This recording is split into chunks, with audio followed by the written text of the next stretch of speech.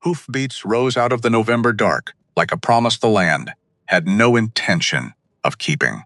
3 horses, moving steady up the frozen road, toward the only light for miles. Winter had already taken the high country. Frost locked the creek. The fences stood white and brittle. Ironwood Ranch waited below, small against the mountains. One lamp burning in the kitchen window like it still believed the night could be kept out. At the gate, a woman stood alone. The coat hung too big across her shoulders. Her hands gripped the cold chain. No rifle, no lantern, just her body between the riders and the house, where an old man waited with a gun in the dark. The lead rider reined in. His voice came calm, almost friendly. "Step aside, miss." Behind him, a hand moved slowly toward a rifle stock. From the barn shadows, a low growl answered. She did not move. The night waited with her. The road into Ironwood Ranch was not a welcoming road. It did not pretend to be. It was rutted clay and sharp rock, cutting north through the foot of the San Juan San Range, like something that had given up trying to be gentle a long time ago. The aspens on either side had already gone gold. October was 3 weeks away, and the high country knew it first. The air had that particular edge, not cold yet, just the warning of cold. The kind of morning that says, whatever you have not yet prepared for, you had better start now. Nora Briggs had been walking since, before sunrise, she had been walking, if she was honest with herself, since she was 16 years old. 3 years of roads that looked like this one. 3 years of doors that opened and then closed again before she finished the sentence. 3 years of learning that the world had a very clear picture of what a woman should look like if she wanted to be taken seriously, and that she did not fit that picture, and that the world was not planning to redraw it on her account. She was 19. She was not small. She had not been small since she was 10 years old, and she had spent approximately 6 months being ashamed of that, before she realized that shame was expensive and she could not afford it. So she had put the shame down somewhere along a road in Kansas and left it there and kept walking. That was the thing about Nora Briggs. She kept walking. Her boots were resoled with pieces of harness leather she'd traded a day's fence work for in Cheyenne. Her coat was a man's coat, too big in the shoulders and not big enough in the body, held together at one side with a length of copper wire she'd wound through the buttonholes herself. She carried a canvas bag that held 3 things: a change of shirt, a folding knife with a bone handle, and a small notebook with a stub of pencil, where she had been writing down, for 3 years, everything she had ever learned about cattle. She had learned a great deal. No one had wanted to pay for it yet, but she was getting closer. She could feel it the way you feel weather before the clouds arrive. Something about this road. Something about the smell of this particular piece of Colorado, creek water and pine sap, and beneath it the specific honest smell of cattle and worked earth, that made her walk a little straighter. Or maybe she was just tired enough that straight was easier than bent, hard to say. She had heard about the Holts in Denver. Not much, just enough. An old woman at the rooming house, where Nora had spent 4 nights before the money ran out. A small, sharp woman named Addie, with the permanent expression of someone who had been proven right about everything, and was mentioned them in passing. A ranch in the high country, near Ridgeway. Good land, good cattle. The kind of operation that had been built right and was being run into the ground by time and the shortage of hands, not by bad management or bad luck. The old man is too proud to ask for help, Addie had said, and the woman is too careful to trust strangers. Nora had said, "How far is it?" Addie had looked at her for a moment, long enough to take in the coat. The boots, the size of her, too far to walk, Addie had said, which was the kind of answer that told you exactly nothing useful. Nora had asked again. Got a number. Started walking, that was 6 days ago. In those 6 days, she had been refused a ride by 2 freight wagons, and one family in a buckboard who had looked at her and then looked at the space on the seat and then said, "There wasn't room. There was room. She could see there was room." But you learn, over time, that some conversations are not actually about what they are about, and you save your energy for the ones that are. She had slept twice in barns, once with permission and once without. She had eaten what she carried and rationed it correctly, and arrived at the bottom of this particular road with exactly enough energy left to make the walk up it and not significantly more. Which was fine. She had done more with less. The ranch came into view from the top of the rise. Nora stopped not because she needed to rest. Because she needed to look. She had learned, from the old man in Kansas, from 3 years of watching ranches from roads and fence lines and the outside of barn doors, that the first look at a place tells you almost everything. If you've spent enough years being wrong about people, you start being right about land, not the house. Not whether the paint is fresh or the curtains are clean. Those things tell you about pride or money, and she didn't need to know about either. She looked at the fence lines, south pasture, down in 2 places. Maybe 3. Hard to tell from here, but there was a section near the tree line where the cattle had been pushing against it. You could see it in the way the posts leaned. Not broken yet, but leaning. And leaning is just broken with a delay. She looked at the water trough near the near barn. Even from this distance, she could see the dark stain spreading from the base of the north side. A crack, probably at the joint where the stone met the wooden frame. Losing water. Depending on how long it had been cracking, probably losing half of what was being put in. She looked at the barn roof. 2 patches on the west side. One of them recent. The wood was still pale. One of them older and starting to lift at the corner. One more winter, and that corner would be a problem. She stood on the rise for another minute. 30 head of cattle in the far pasture. Good animals, well kept, fat enough going into autumn, which meant whoever was managing the herd knew what they were doing. The problem was not knowledge. The problem was bodies. The problem was that running 400 acres of mountain grass and creek bottom required more than 2 people.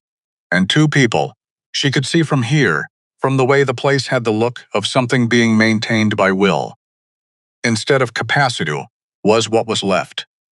Nora picked up her bag, started down the road. Winifred Holt was at the kitchen window when the girl appeared on the rise. She was not a girl who looked like she had wandered off course. She did not have the dazed, desperate look of someone lost. She had the slow, deliberate walk of someone who had thought carefully about where they were going and was now going there. She was large. That was the first thing Winifred noticed. Not because it was the most important thing.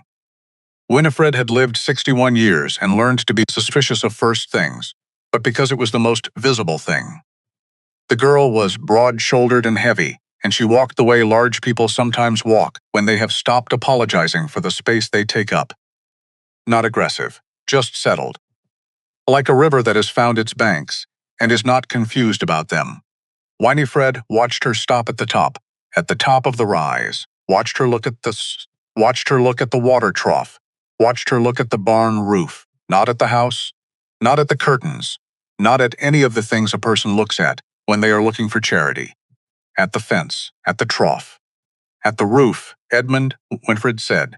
From the table behind her, a chair shifted. The sound of a man who has been sitting with numbers he doesn't like and is not sorry for the interruption. Someone coming up the road, Ryder. Walker. The chair scraped back. Edmund Holt came to stand beside his wife, and together they watched the girl reach the gate. She took off her hat. Both of them blinked at that. It was such an old-fashioned gesture that it landed strangely, like hearing a song you'd forgotten you knew. She held the hat in both hands and looked at the house with the same careful, assessing attention she'd given the fence line. Then she walked to the door and knocked. Winifred opened it, up close. The girl was younger than the road had made her look. 19, maybe just. Brown hair pulled back under the hat she was still holding in both hands. Her face was broad and tan, and there was a faded bruise along her left jawline 3 or 4 days old. Her coat was a man's coat. Her boots had been resoled more than once. Her eyes were the kind of gray that is almost green depending on the light, and they were steady in the specific way that eyes go steady when their owner has learned that the first few seconds of a conversation are the ones that decide everything, ma'am. She said, "I'm sorry to come without notice. My name is Nora Briggs. I've been on the road from Denver." She paused. Then she said, quickly and without preamble, like a woman who has learned that preamble gets her nowhere. Your water trough is cracking at the north joint. You're losing probably half of what you're putting in. Your south fence is down in 2 places, and there's a third section near the tree line that's being pushed from this side. Probably a younger bull testing it, or something moving along the tree line at night.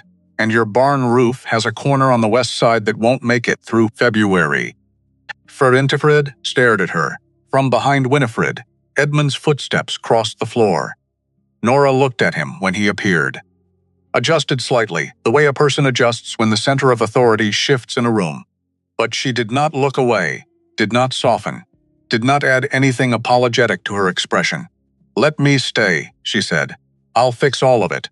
The fence, the trough, the roof. I know cattle. I know water systems and fence work, and I know how to read a herd's mood before it becomes a problem." In exchange, she stopped, then said it plainly. "Meals and a place to sleep. That's all." Edmund looked at her the way he looked at everything. Slowly, without hurry. The way a man looks when he has been burned by quick judgments enough times to have stopped making them. "Where are you from?" he said, "Kansas originally." "I've been working ranches since I was 14. Working or drifting?" A pause. She gave him the honest answer. Some of both. Edmund's eyes moved across her. The coat. The boots. The bruise. The hat she was still holding in both hands, with the particular grip of someone holding on to the one thing that is still polite. "You can see all that from the road?" he said. "The fence. The trough. Roof, I know what to look for. And what does your south fence look like from the road? Down in 2 places. Third section leaning. Posts on the near side have been pushed. From inside, not outside.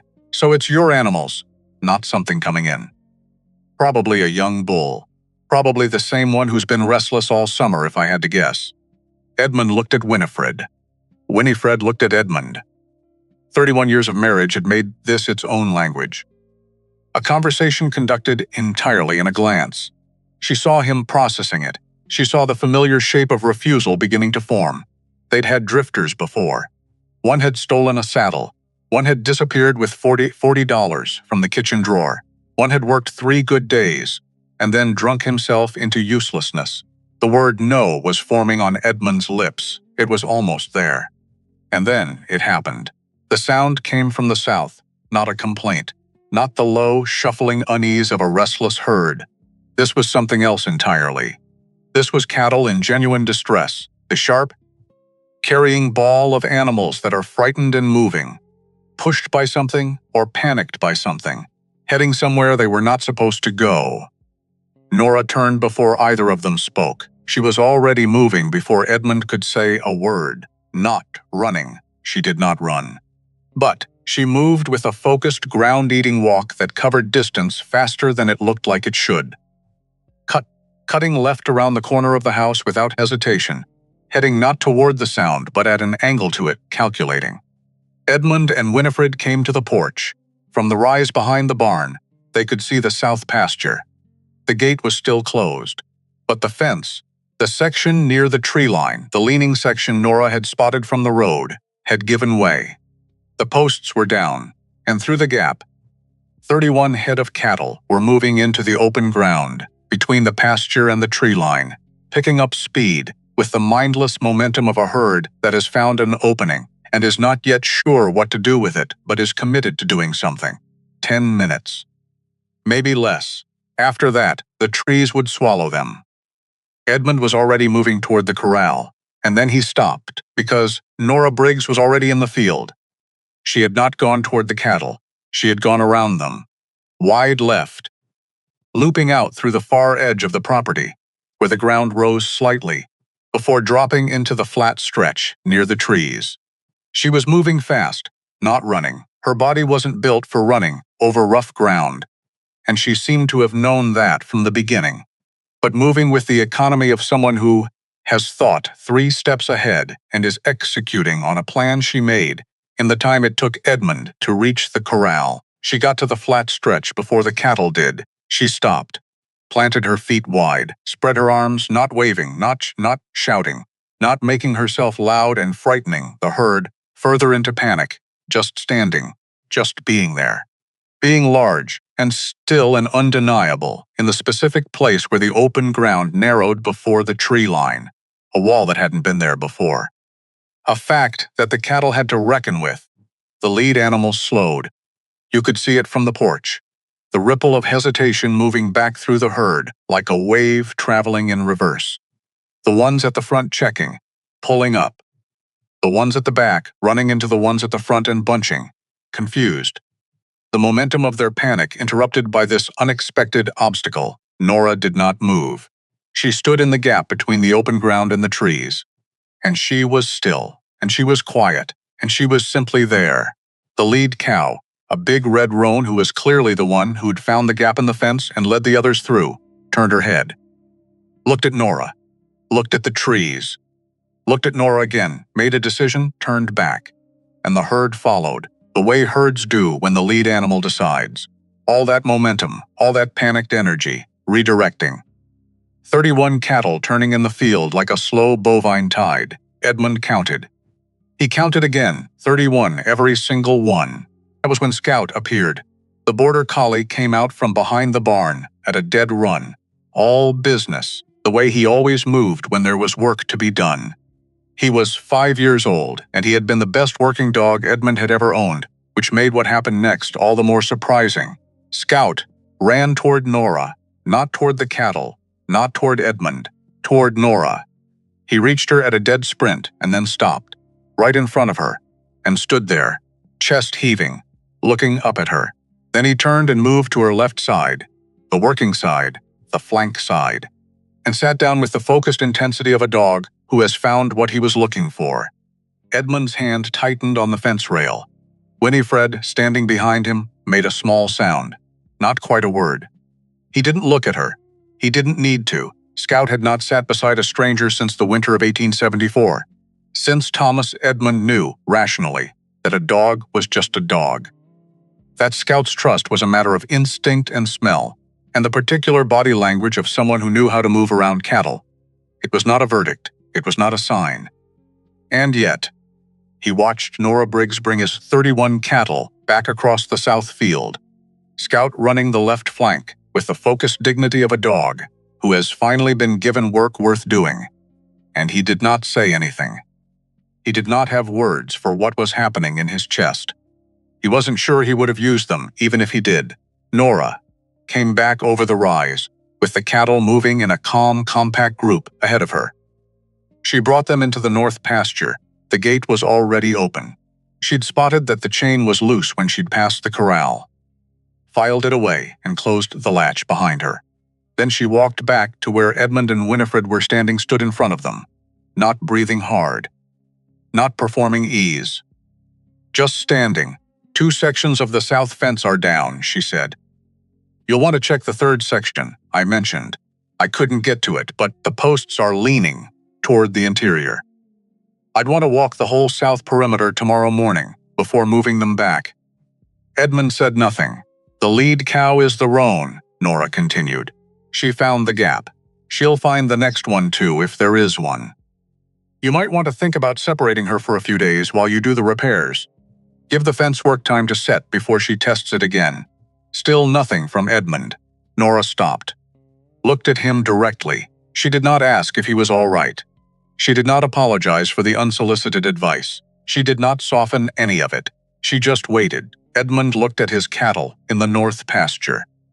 Looked at the south field where the fence posts were still down in the fading afternoon light. Looked at Scout, sitting beside Nora's left boot with the serene certainty of a dog who has made up his mind. Looked at Winifred. Winifred was looking at the cattle. Edmund cleared his throat. There's a room at the back of the barn, he said. Straw tick mattress. There's a wash basin on the nail by the door. He paused. It's not much. It's more than I had last night. Nora said supper's at 6, Winifred said, without turning around. We don't wait. Yes, ma'am. Winifred walked back toward the house. Edmund stood for another moment. Then he handed Nora the gate chain. That latch needs a new pin, he said. There's hardware in the left bay of the barn. Should be what you need. He walked away before she could respond, which was fine. Nora looked at the chain. Looked at the barn.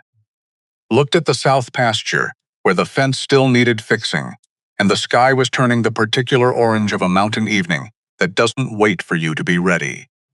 She put the chain over her shoulder and went to find the hardware. The room at the back of the barn was exactly what Edmund had said it was, which was to say, not much, a straw-tick mattress on a wooden frame, a wool blanket that had been washed so many times it had gone thin in the middle, a wash basin on a nail by the door and a cracked mirror above it. One window, east-facing, which meant she'd get the morning light and miss the evening wind, a hook on the inside of the door. A knothole in the south wall at exactly eye height if she was sitting on the mattress, which gave her a view of a section of fence and a piece of sky. She stood in the doorway for a moment. Then she set her bag down on the wooden floor, sat on the edge of the mattress, and took off her boots. Her feet hurt. They had been hurting since day 3 of the walk. She'd stopped noticing sometime around day 4, because noticing wasn't doing anything useful. Now she noticed. She sat with her feet on the cool floor for a few minutes.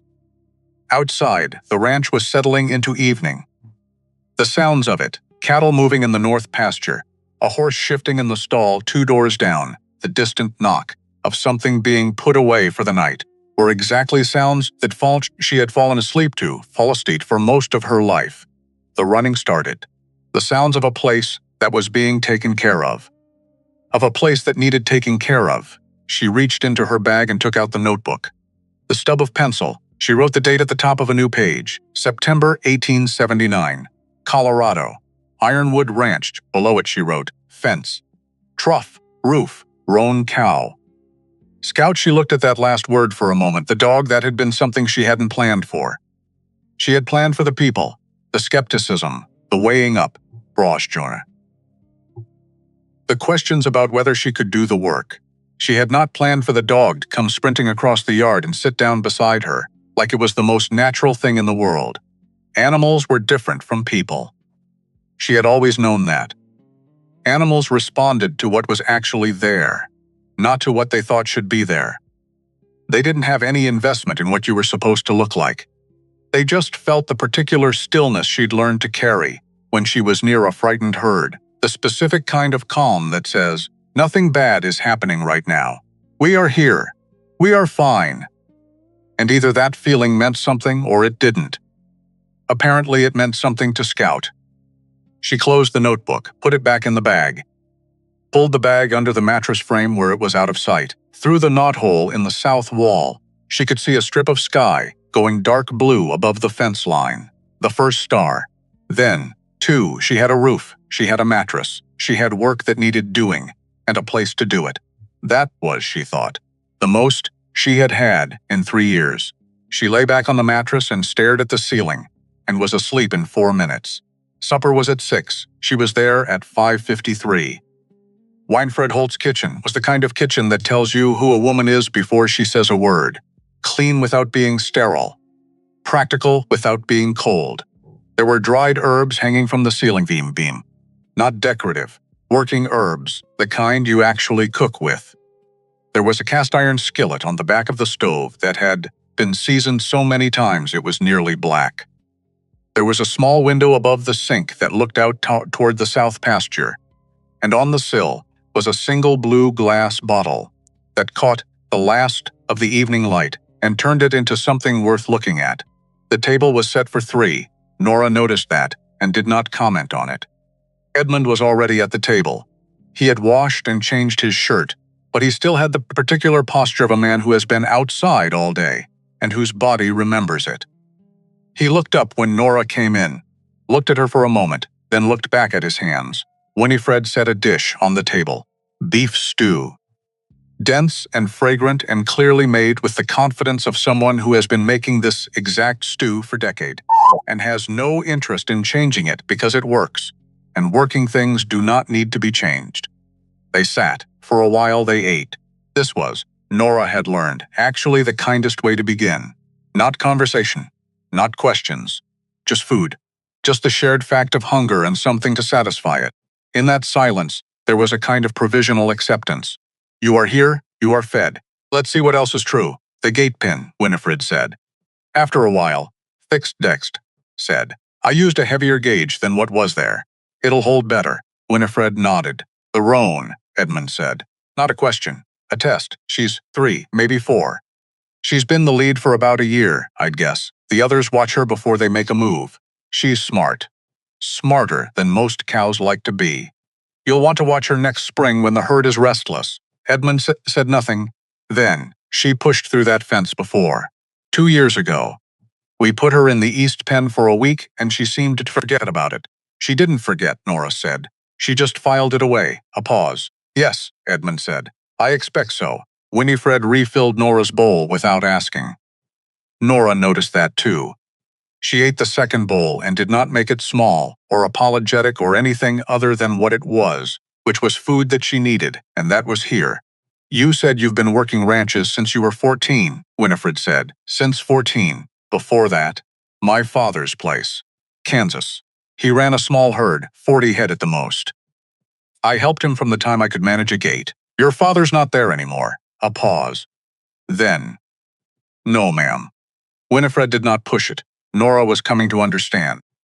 Of knowing when a silence was a door and when it was a wall and leaving the walls alone. Edmund set down his fork. Who taught you to read a herd the way you do? Nora thought about the old man in Kansas. Amos Brierly, 60 years old, and alone, and completely indifferent to what anyone thought about anything, which had made him the most restful person she had ever spent time with. A neighbor, she said, after my father. He ran cattle alone on 60 acres. He needed an extra pair of hands, and he didn't care what the hands looked like. She said it plainly, not bitterly. Not looking for a reaction, Edmund looked at her, didn't look away, didn't fill the silence with reassurance, which she would have found condescending. You ate enough? She had. She said so. Breakfast is at 5:30, he said. I don't wait for that either. He pushed back from the table and left the room. Nora sat for a moment. Winifred began clearing the dishes. Then she stopped. Set down the bowl she was holding. He's not unfriendly, she said. He's. She paused, looking for the word. Careful. I know the difference, Nora said. Winifred looked at her. A long look. The kind of look that takes a person apart and puts them back together very quickly and comes to a conclusion. Yes, she said. I expect you do. She was up before 4, not because anyone asked her to be. Because. The fence needed walking, and she wanted to get the full south perimeter done before breakfast. And there was only so much daylight, and she had learned long ago that borrowed light was not something you wasted. She dressed in the dark, gathered her tools. The pliers and wire from the hardware bay, the fence staples she'd found in a coffee tin on the 3rd shelf. She'd noted their location yesterday when she went to fix the gate pin. You always note where things are. You always look for the tools before you need them. That was Amos Brierly's first rule, and it was the one she'd carried the longest. Scout was waiting outside the barn door. She had not heard him coming. He was just there, sitting on the cold ground in the pre-dawn dark, patient, looking at her with the expectant focus of a dog who has already decided that the day's work is going to be good and is ready to begin. She stood with him for a moment in the dark. All right, she said. He stood up. Waited for her to choose a direction. She pointed south. He went. They walked the fence line as the sky went from black to deep blue to the pale gray that comes just before the light breaks over the eastern peaks. She found the 2 downed sections and marked them with stakes. Found the 3rd, the leaning section, and saw that 3 of the 5 posts had been pushed significantly further than she'd estimated from the road. Not a young bull testing the fence. Something had spooked the herd from the other side, she thought. Something moving along the tree line at night. She pulled the posts and reset them, tamping the ground solid with the heel of her boot, working methodically from north to south. Twice she stopped and just listened to the tree line. Nothing moved, but something had moved recently. She could tell from the way the cattle, even in the north pasture, tracked the eastern edge of the property with their attention. Cattle don't look at nothing. Cattle look at what they heard last. She filed that away. By the time the sky turned fully light, she had walked the entire south perimeter, reset 4 posts, restrung 2 sections, checked the east side as far as the creek bend. She stood at the corner post, the one that marked the southeast corner of the property, where the fence turned and the creek came down from the high Ken country, and looked back across the 400 acres of Ironwood Ranch in the morning light. Good land. You could see it clearly from here, why someone had chosen to build here. The creek bottom grass was thick and dark, the kind that stays green well into September. The slope of the mountain behind the barn blocked the worst of the north wind. The south pasture caught the afternoon light until it was nearly dark. Good, careful land, the kind that rewards the people who pay attention to it. She turned and walked back toward the barn. Edmund was coming out of the house when she reached the yard. He stopped, looked at her, looked at the tools in her hands, looked at the pasture beyond her, said nothing. South perimeter is walked, she said. 4 posts reset, 2 sections restrung. The east side is solid to the creek. I found where something has been moving along the south tree line at night. The cattle are tracking it. You might want to check for tracks once the frost comes up. A pause. I'll want to look at the water trough after breakfast, she continued. The joint crack is deeper than I thought from the road. I'd like to repack it with stone and mortar rather than patch it, if you have the materials. Edmund looked at her for a long time. Then he said, "We have stone from the creek bed. I'll show you where the mortar mix is kept," and he walked past her toward the barn, not unfriendly. Winifred had said, "Careful." Nora understood careful. She had been careful herself for 3 years. Had learned to read the difference between a person who was weighing you and a person who had already decided. Edmund Holt was still weighing. She could work with that. She went in for breakfast. In the weeks that followed, Nora Briggs proved useful in the particular way that certain people are useful, not because they make a performance of it, not because they need you to watch, but because they see what needs doing and they do it, and the only evidence of their effort is the thing that was broken and is now fixed, the thing that was leaking and is now dry, the thing that was leaning and is now straight. She rebuilt the water trough, joint with creek stone and mortar. She mixed herself, doing it in sections, so the work could set properly between days. She did not rush it. Rushing mortar is how you end up doing it again in 6 months, and she had no interest in doing anything twice when once would last. She walked the barn roof on a Tuesday in early October, when the temperature had dropped to 32 degrees by mid-morning. She was up there for 2 full days, replacing the lifting corners section and resetting the older patch beside it. From the ground, Edmund watched her move across the roof with the careful, planted sureness of someone who is fully aware of the consequences of a misstep and has arranged their body accordingly. He did not offer help. She did not ask for it. That was something. With the cattle, she had what the old ranchers called the gift of stillness.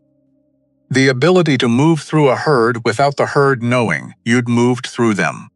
To read the mood of 30 animals not by looking directly at the thing, but by reading everything around it. The way they held their heads, the way they moved off their water. The way the roan cow stood at the south fence line in the evenings and faced the tree line and was quiet. She mentioned the roan to Edmund one morning at breakfast. "She's facing east every evening," she said. "Not south. East. That's new." Edmund's coffee cup stopped halfway to his mouth. "Since when?" 4 days. She stands at the southeast corner post for about 20 minutes before she comes back to the herd. The others watch her when she does it, but they don't follow. Something in the trees. Something in the trees. Edmund set down his cup, went to get his coat. They found the tracks that afternoon. Bear. A young one, by the size of the prince. Probably a second-year male who hadn't established territory and was ranging wide. He'd been coming down along the tree line at night, close enough to smell the herd, but not close enough to cause a stampede, just close enough to make them nervous. Edmund set snares along the tree line, not to catch the bear. A snare wouldn't hold a bear, and they both knew it. But to give warning. To know when it came back. He did not say anything to Nora about it. But that evening at supper, he refilled her coffee cup without being asked for Edmund Holt. That was something close to a speech. At 6 o'clock every evening, Nora sat at the table with Edmund and Winifred and ate supper and was not late once. She was quiet at the table. Not sullen quiet. the quiet of someone who listens more than she speaks and is comfortable with that arrangement. She asked questions about the land, where the water ran in spring, which pastures went thin in dry years, which sections of fence had been rebuilt and which had been original to the place. The questions of someone building a map inside their head, learning it slowly. By what it said when it didn't mean to, Edmund answered. A little more each evening. Not warming exactly. Warming was too fast a word for Edmund Holt. Thawing, perhaps. The slow, gradual process of a thing that has been cold for a long time discovering that the temperature has changed. Winifred watched this, said nothing. Thought things she kept to herself. Because there was something about Nora Briggs that Winifred could not yet settle.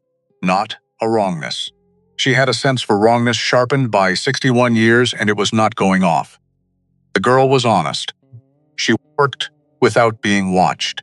She never went into the house uninvited. She asked before she changed anything. It was something else. It was the way she never talked about where she had come from, not evasively. Not with the sharp deflections of a person hiding something criminal.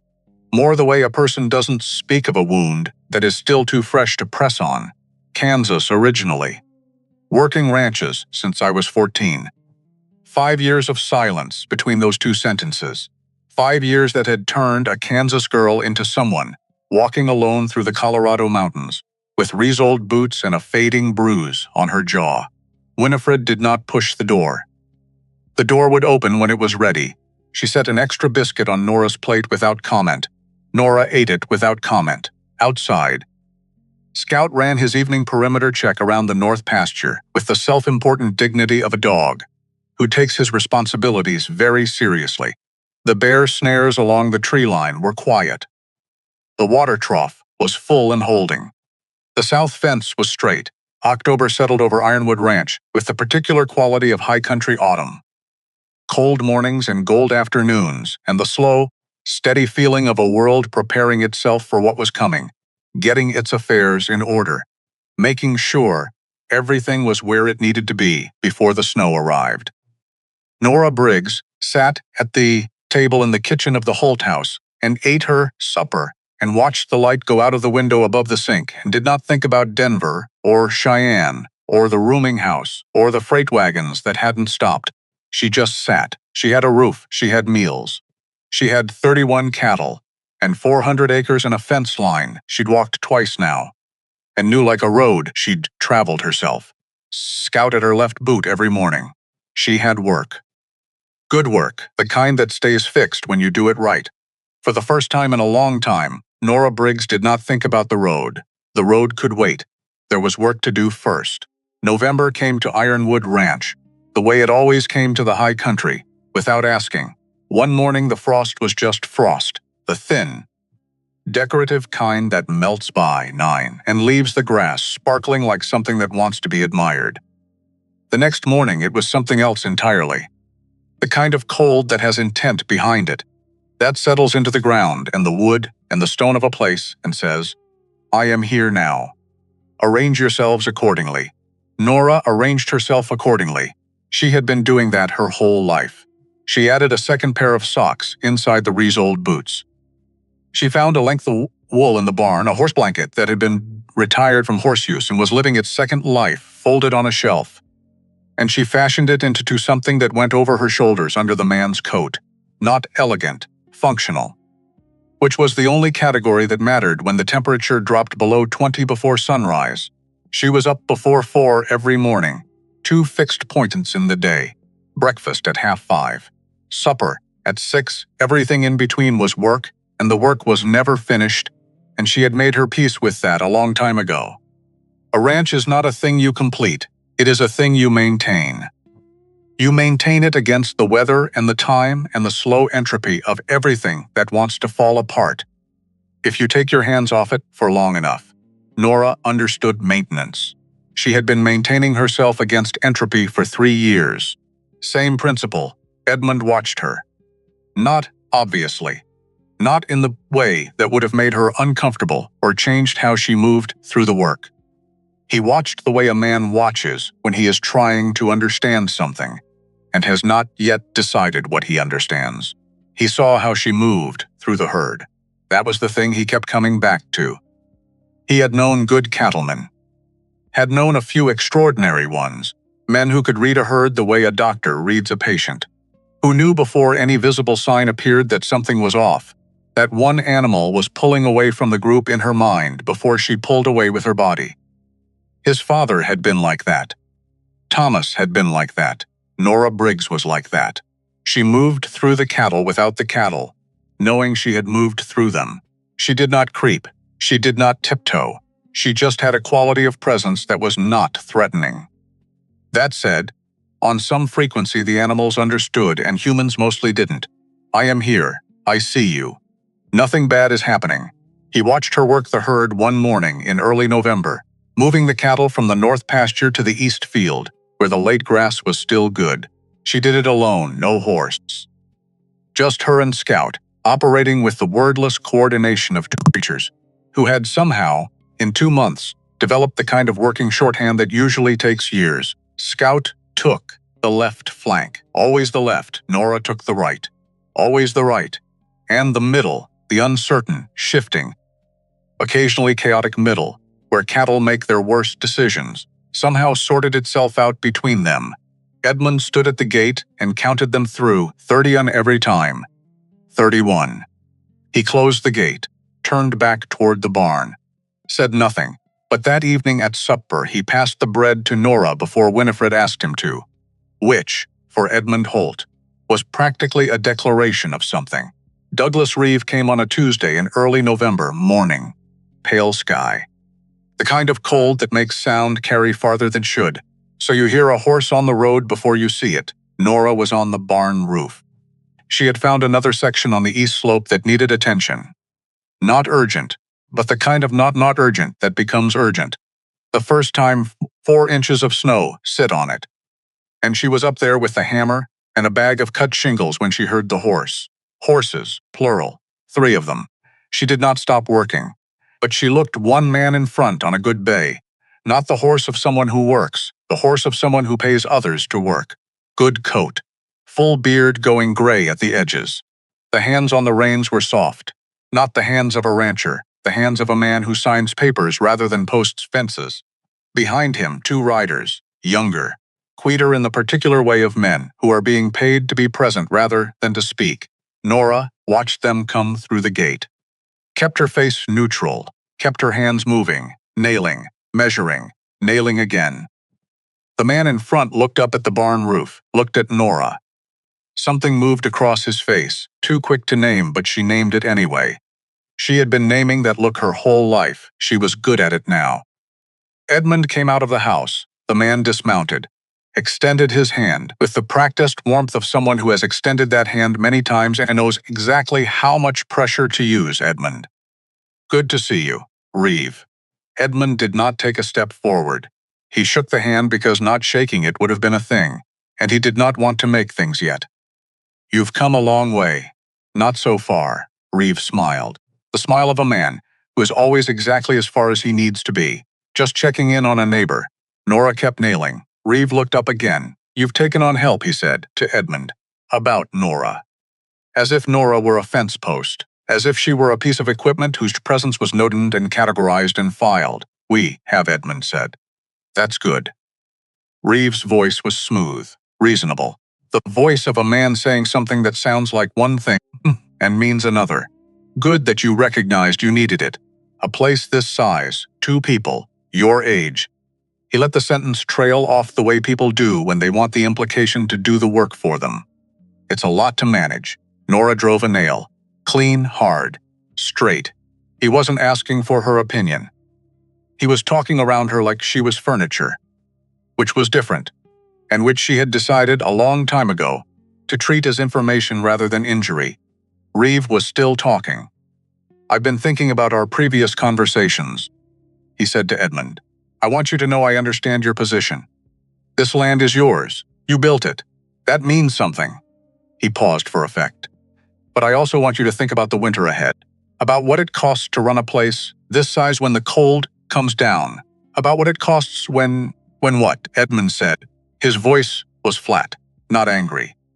Flat. in the way that is sometimes harder to argue with than anger, when circumstances change. Reeve said carefully. A silence from the barn roof. Nora had stopped nailing.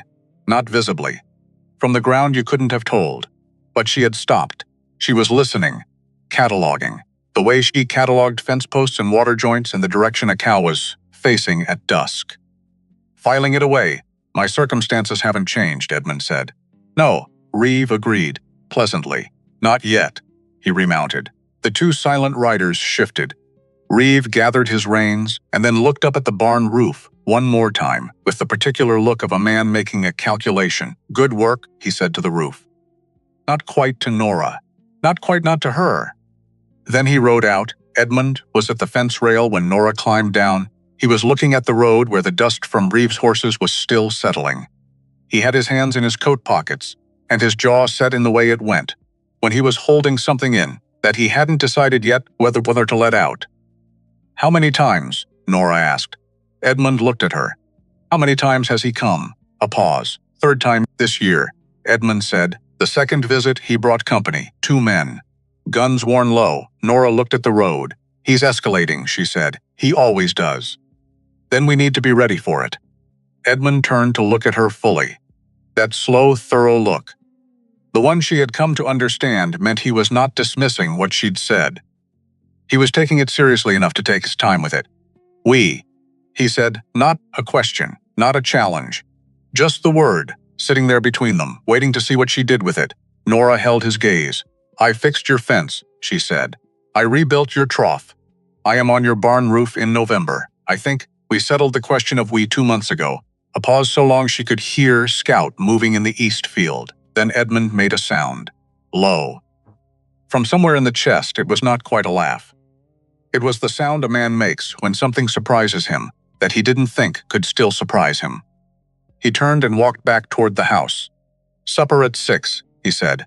Without turning around, I know, Nora said. You don't wait. That evening the supper table was quieter than usual, which was saying something. It was always fairly quiet. Winifred had made cornbread, and the last of the autumn squash roasted with the dried sage from the ceiling beam, and the kitchen smelled like everything good about November if you had a roof and a fire, and didn't think too hard about what was outside. Nora ate, waited. Edmund ate, said nothing. Winifred looked at her husband, then at Nora, then at her husband again. The private language of 31 years. Then she said, he was here before. When Thomas was still alive, Nora looked up. Reeve. He came then too. Made an offer. Winifred's voice was even, factual. The voice of a woman who has processed her feelings about something and arrived at the other side of them. Edmund said no. Reeve left. Came back the next year, and the next, Edmund said. His voice was quiet. Not bitter. Just tired in the specific way of a man who has been fighting the same thing for too long. He's patient. That's how he operates. He waits for the moment when the other person's patience runs out first. He thinks you're close to that, Nora said. Edmund looked at her. He does, he said. Are you? A long silence. Edmund looked at the table, at his hands on either side of the plate. The hands of a man who had built this place with those hands, who had put every post and beam and stone of it in the ground himself, who had fed 30 head through 30 winters with those hands. I'm 63 years old, he said. I have 400 acres and 30 head, and I cannot work it the way it needs working. I know that. Reeve knows that, he paused. That's what gives a man like that his power. He waits for you to get tired. The fire moved in the grate. Then don't get tired, Nora said. Edmund looked at her. She said it again, not differently. The same words, the same tone. Not a pep talk, not encouragement in the hollow, filling a silence way of someone who doesn't know what else to say, just a fact. The way she said everything, don't get tired. Get a plan, Edmund was quiet. Winifred set down her fork. Looked at Nora with the long, careful look that Nora had come to understand was Winifred's version of speaking. What kind of plan? Winifred said. After supper. When Edmund had gone to check the snares along the tree line, and Winifred was clearing the plates, Nora stayed at the table. She was looking at the window. The dark square of it, the reflection of the fire on the glass. Winifred set the last dish aside, came back to the table. sat down, didn't say anything for a moment. Then, "You've been thinking about something. Since Reeve left, not a question." "I've been thinking about a lot of things," Nora said. "The same things you always think about?" Nora looked at her. "What do you mean?" Winifred folded her hands on the table. "I mean the things you think about when you're quiet, which is different from just being quiet." "I've been watching you for 2 months, Nora. I know the difference now." She paused. "You get a particular look. When you're somewhere else in your head." Nora looked at the window again. "Kansas," she said, finally, "tell me." And the strange thing, the thing Nora could not have predicted and would not have been able to explain, was that she did. She did not tell it the way she had planned to tell it, on the rare occasions when she had imagined telling it at all. She told it the way things come out when the fire is low, and the house is quiet, and the person across from you is not going to react in the ways you have spent years guarding against. Not with pity, not with the particular wincing sympathy that makes you feel like a wound being examined. Just listening. Her father's name was Robert Briggs. He had come to Kansas from Ohio in 1855 with $30 and a second-hand plow and the absolute conviction that the land would reward a man who worked it properly. And it had, for a while, enough to build a house, enough to build a small herd, enough to raise a daughter. He died in the spring of 1874, heart sudden. He was in the south field, and then he was on the ground, and by the time the neighbor found him, he had been there for 3 hours. In the April sun, Nora was 14. Her mother remarried within the year. Not out of cruelty. Nora had thought about it enough, over enough roads, to arrive at something close to understanding. Out of necessity. Out of the reality of a woman alone in 1874, with a daughter and a piece of land she didn't know how to run. The man she married was not cruel either. He was just very clear, in the way that people are clear without saying the actual words, but say them in every other way. There wasn't room. Not for Nora specifically, for what Nora was, the size of her, the way she took up space in a house and a life, and every room she entered, the way she ate, the way she moved, the way she existed, full and unashamed, in a world that kept trying to make her smaller. "I left when I was 16, Nora said. I told myself I was choosing to go. By that point, the distinction didn't matter much. The fire crackled. And the bruise?" Winifred said. The one that had been on her jaw when she arrived. Long faded now. But Winifred had noticed. Of course she had. Nora was quiet for a moment. "A man in Cheyenne," she said. "He managed a freighting operation. He offered me work. When I didn't understand what kind of work he meant, he explained it differently." She paused. I explained differently back. His explanation left a mark on my face. Mine left a mark on his ability to walk correctly for about a week. Winifred made a sound. Short. Involuntary. "I didn't start it," Nora said, "and I finished it as fast as I could." "I should think so," Winifred said, with a firmness that suggested she would have done exactly the same thing and expected nothing less. A pause. "I've been on the road since," Nora said, "working where I can. Trying to." She stopped. Then, "I don't know exactly what I've been trying to do. I just know the work is the only thing that makes sense. When I'm doing the work, I know what I am, what I'm worth. I don't have to prove it to anyone, because the fence is straight, or the water is running, or the cattle are where they're supposed to be." She looked at her hands on the table. "But you can't prove it if no one will let you start." Winifred was quiet. Then she said, "Edmund doesn't look at you and see what you've been afraid he sees." Nora looked up. "He looks at you and sees someone who noticed things on the south fence that he'd been looking at for a month and hadn't quite let himself understand." Winifred paused. "And he sees Thomas. I don't say that to make you carry something that's not yours. I say it because you deserve to know why he is the way he is with you. Why he's," she chose the word carefully, "afraid of it." Of what? Of allowing himself to rely on someone again. She looked at the table. "We lost him in the winter of 74, Thomas. He was 19. A fever, the kind that comes fast and goes faster, and doesn't leave you time to argue with it." She straightened the cloth napkin in front of her. "Edmund didn't speak for 3 days afterward. Just worked. Just kept working." Nora said nothing. He asked the same questions you ask," Winifred said. about where the water runs in spring, which pastures go sparse in dry years. He was building a map inside his head. The same one you're building. The fire was low. I didn't know that, Nora said. Winifred stood, began stacking the cups. You couldn't have. She carried the cups to the basin, stood at the window above the sink for a moment, the one that looked toward the south pasture, the one with the blue glass bottle catching nothing in the dark. You've been trying to find something worth stopping for, she said, not quite to Nora. To the window, to the dark outside it. Most people are. There's no shame in it taking a while. Nora sat with that. The fire crackled once, then settled. Scout scratched at the back door, once, patient, his signal that Edmund was coming back from the tree line, and everyone should know about it. Nora stood, put on her coat. Thank you, she said. Winifred did not turn around. 5:30, she said. He doesn't, I know, Nora said. He doesn't wait. She went out into the dark. Reeve came back on a Friday night, 3 weeks after the daylight visit. Late enough, in November, that the first real cold had arrived. The creek was starting to skin over at the edges in the mornings.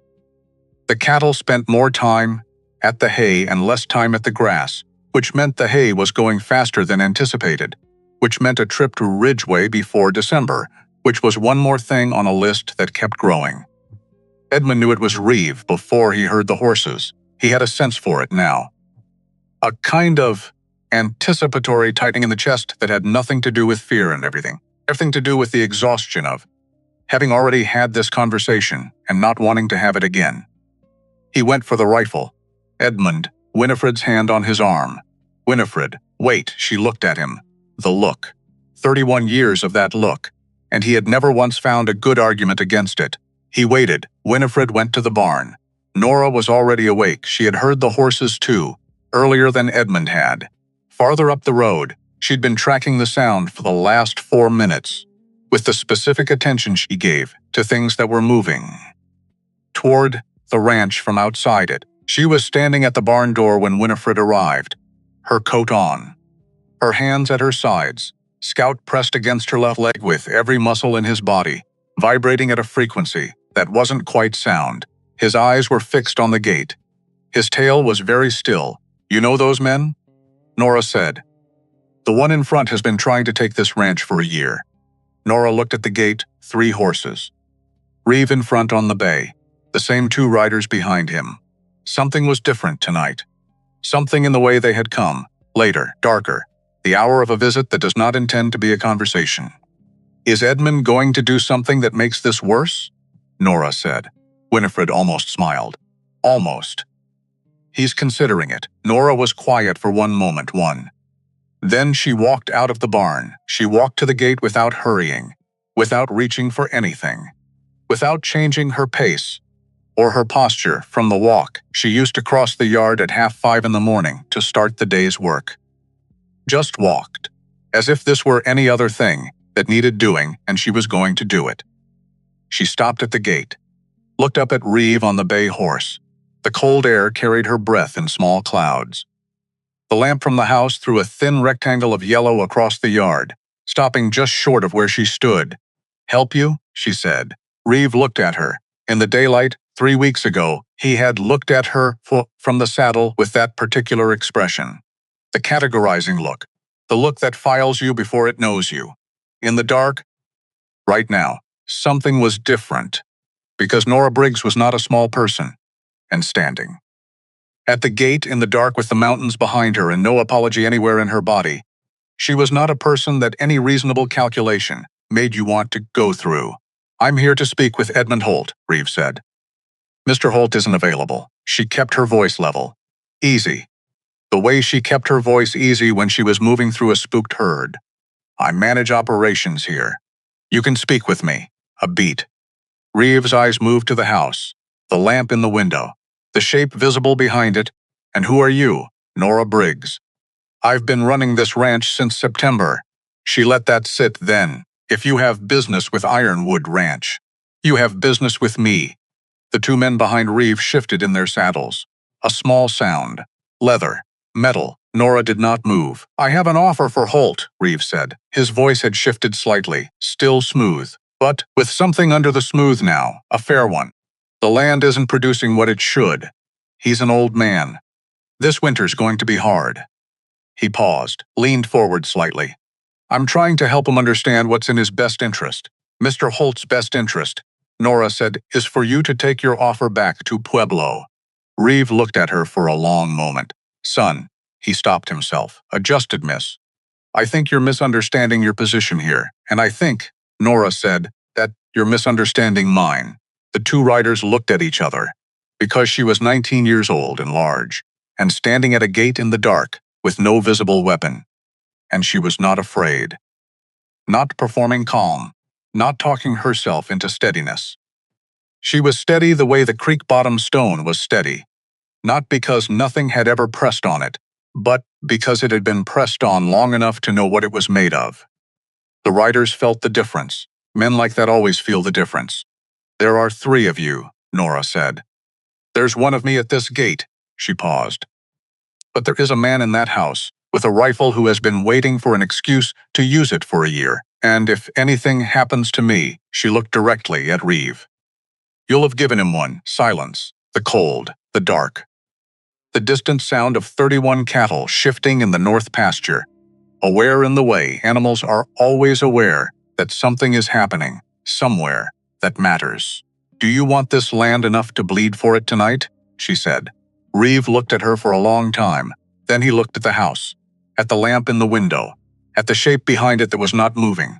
This conversation isn't finished, he said. No, Nora said. I expect not. A pause. Come back in daylight. I'll make coffee. Something moved across Reeve's expression, not anger. Something closer to the recalibration of a man who has built his entire method around waiting for the other side to be too tired to hold on, meeting someone who is demonstrably, visibly, infuriatingly not tired. He turned his horse. The 2 riders followed. And then the dark took them. The sound of hoofbeats going south on the road, and then fading, and then silence. Nora stood at the gate until the sound was completely gone. Then she turned around. Edmund Holt was standing on the porch, rifle in the crook of his arm, his breath in the cold air. And on his face, an expression that Winifred, watching from the doorway, had not seen in a long time. The way he had looked at Thomas once. The way you look at someone who has just done something you did not know they had in them, and you are, quietly, privately, in the part of you that doesn't make speeches, proud. Edmund said nothing. He stood on the porch and watched Nora walk back across the yard in the dark. Scout walked beside her. No fanfare. Just where he belonged. Sometimes the most important things go without saying. Sometimes that is the only way they can be said at all. Inside, Edmund set the rifle against the wall. He went to the shelf at the back of the kitchen. The high shelf, the one behind the flour tin and the box of dried apple rings. He brought down a bottle, not the cooking whiskey. Anyone could see at a glance it was not the cooking whiskey. This bottle was darker glass and older, and had a handwritten label that had blurred at the edges from years of being occasionally handled and put back. The bottle that came out only for things that warranted it. He set it on the table. Got 2 glasses. Filled them both. Pleeled one across the table to the chair where Nora had just sat down. Nora looked at the glass. Looked at Edmund. He did not explain it. He pulled out the chair across from her and sat down and picked up his own glass and waited. She picked up hers. They drank. The fire in the grate was the only light. Winifred had gone somewhere quieter, her bedroom, or just away, with the particular tact of a woman who knows when 2 people need to be left to find words without an audience. Edmund turned his glass in his hands. You stood your ground, he said. They would have come back worse if I'd shown them any give. I know. A silence. I've been trying to show them no give for a year. He looked at the table. But a year wears you down. His voice was flat, not defeated, just honest in the way that people are honest late at night when the performing is too expensive to maintain. I'm 63 years old. I have 400 acres and 30 head, and I cannot work it the way it needs working. I knew that going into this winter. Reeve knew it too. He waits for you to get tired, Nora said. He does. He'll come back. He will. Then we need a plan. Edmund looked at her. We, he said again, and this time it was different. This time the word was not a question he was waiting to have answered. This time it was something he was trying on, the shape of it, the weight of it. Whether it fit, Nora held his gaze. "I lost my father's land," Edmund said, quietly, as if it had come out ahead of the thing he'd intended to say. "We built this from nothing, Winnie and I. From a piece of paper and 2 pairs of hands and the absolute refusal to accept that it couldn't be done." He paused. "And I have spent every day since Thomas died." He stopped, cleared his throat, looked at the wall behind her. "I have spent every day since Thomas died, knowing that one day I won't be able to hold it. That Reeve or someone like him will come, and I will be too old or too tired or too alone to stop them." The fire crackled. "That's not going to happen," Nora said. Edmund looked at her. "I know I don't get to decide that for you," she said. "I know it's your land and your life, and you have every right to tell me it's none of my business." She looked at her hands on the table.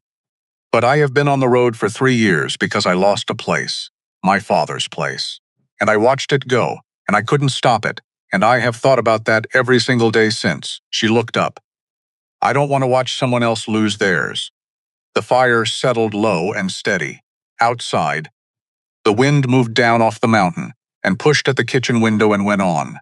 Edmund turned his glass, then he said, "My son is dead, I know," Nora said. "I'm sorry. He would have been 24 this February." He turned the glass again. "He knew this land the way you know it, the water, the pasture, which pastures go sparse in dry years." He looked at her steadily. His eyes were wet. He did not look away from them. Did not try to make them something else. "You've been asking the same questions he used to ask." A silence. "I didn't know that," Nora said. "No." He finished his whiskey, set the glass down. "You couldn't have." He poured another, sat with it. Outside, Scout moved along the porch, his evening perimeter, his last circuit of the day.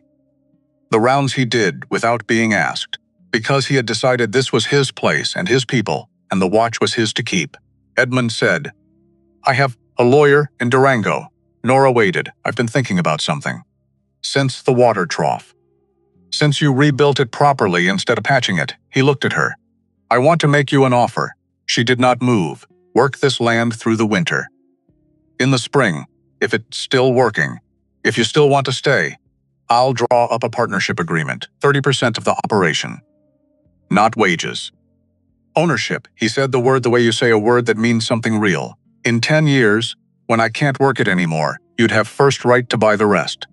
At a fair price." The room was very quiet. Nora looked at the table. "Why?" she said. Edmund said, "Because you're good. Because you stood at that gate tonight, and you weren't afraid, and you didn't do anything foolish." He paused. "And because this land deserves someone who will love it." He looked at her. "And I think you might." Nora looked up. Her eyes were wet. She did not look away. Did not try to make herself smaller, drier, less present in the moment than she actually was. She just let it be there. "The way an honest person lets a true thing be true. I'll earn it," she said. "I know you will," Edmund said. "That's why I'm asking." The fire breathed. Scout came in from the porch and settled by the stove. The night was in order, he had checked. Winifred appeared in the kitchen doorway. She looked at the table, the bottle, the 2 glasses, the expression on her husband's face that she had not seen in a long time. She walked to the cabinet, got a 3rd glass, came back to the table, set it down, poured, sat. Edmund looked at her. "You forgot again," she said. "I always forget. You've always forgotten. For 30 years. And yet you keep sitting down anyway. Someone has to." She lifted her glass, looked at Nora, and said nothing more, because nothing was needed. Nora looked at them both. For the first time since she had walked up a road in September, with Ree's old boots and a canvas bag, and exactly enough energy to make it to the door. She smiled. It was small and genuine, and it changed her whole face in the way that real smiles do, the ones that come from somewhere you'd forgotten you had. Outside, the November wind came down off the San Juan Range and moved through the dark, over the fence lines she had walked, and the water trough she had rebuilt, and the barn roof she had set right for another winter. And Ironwood Ranch, under that particular dark sky, in that particular November, was still there. The fence was straight. The water was running. The cattle were 31 and accounted for. That was enough. For tonight, that was exactly enough. December arrived without apology, which was how December always arrived in the high country. No gradual softening into it, no gentle transition. Just one morning, the world was cold, and the next morning it was something else, entirely.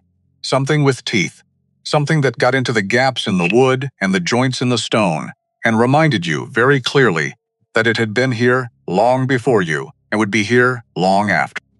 Nora had been in the high country for 3 months. She knew December now, or she thought she did. She was wrong. The cold that came in the second week of December was not the cold she had prepared for.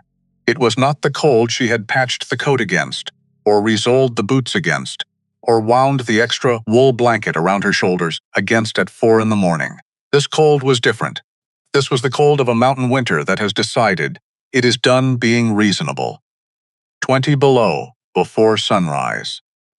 Ice on the inside of the barn walls by the time she reached them, the water lines.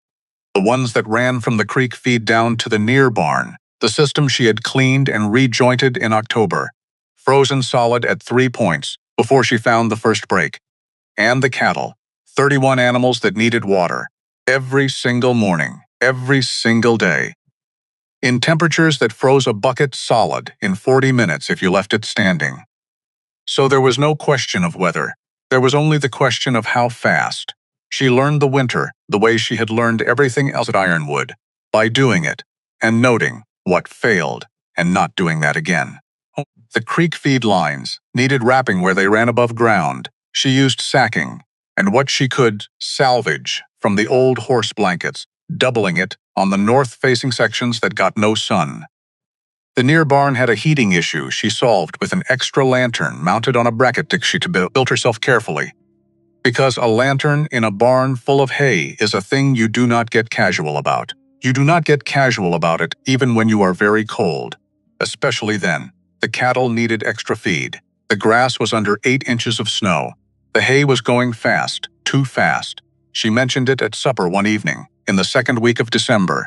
At this rate, she said, "We'll be short by February." Edmund said nothing for a moment. Then, "I know, Ridgway. I'll go in the next clear window. Before Christmas if I can. I can go." Edmund looked at her. "It's a hard ride in this weather," he said. "I know what a hard ride is." A pause. "I'll go," Edmund said. "I know the merchant." Nora looked at her plate. Looked up.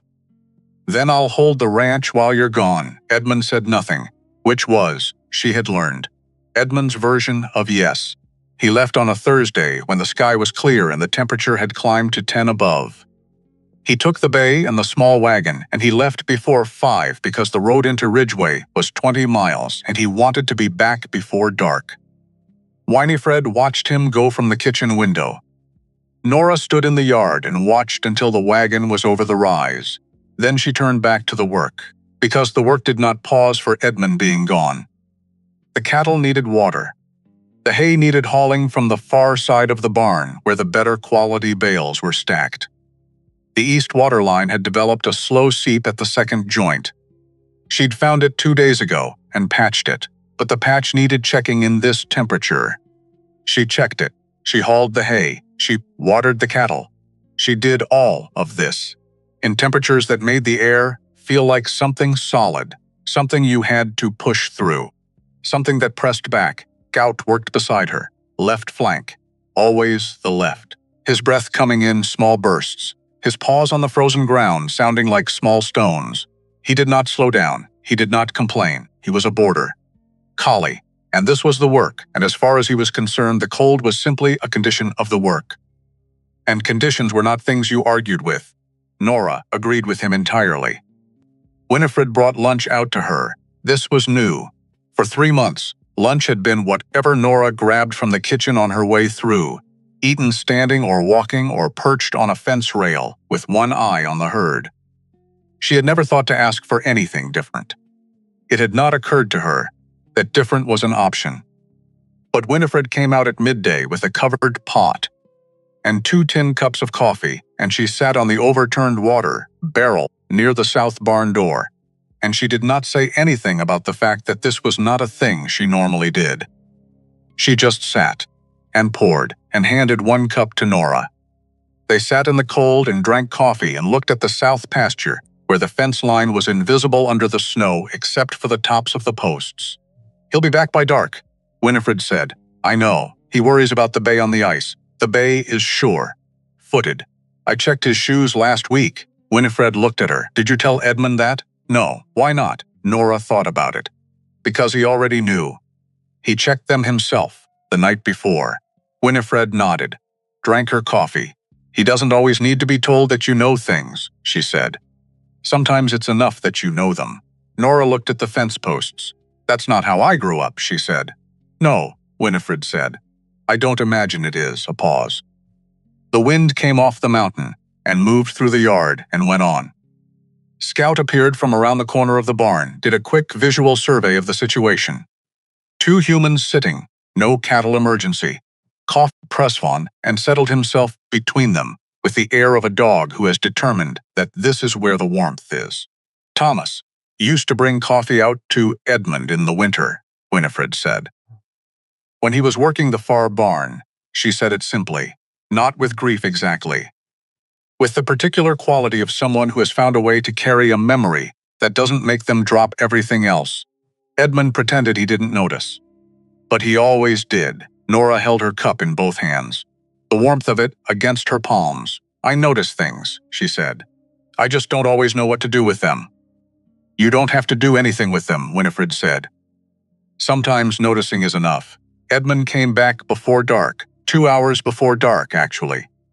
He came over the rise with the wagon heavier than when he left. Feed, good quality. She could see it from the yard, he also. And this she noticed immediately because she noticed things. Had a brown paper parcel on the seat beside him, medium-sized, tied with string. He did not mention the parcel. He unhitched the bay and checked his feet. She watched him do it from across the yard, noted the thoroughness of it, noted that he checked every shoe twice, and then he led the bay into the near stall and got him settled, came out. Saw Nora watching. "Feed's in the wagon," he said. "I'll unload it in the morning." "It's too cold to stand around stacking." She opened her mouth. "In the morning," he said again, "without heat." "Just a fact." She closed her mouth. He went into the house. The parcel went with him. She did not ask about the parcel, but at supper that evening, Winifred set a new pair of gloves beside Nora's plate. Heavy leather, double-lined. The kind made for serious winter work, not for looking at. Nora looked at the gloves. Looked at Edmund. Edmund was eating his supper and looking at his plate with the complete attention of a man who has no idea what you might be referring to.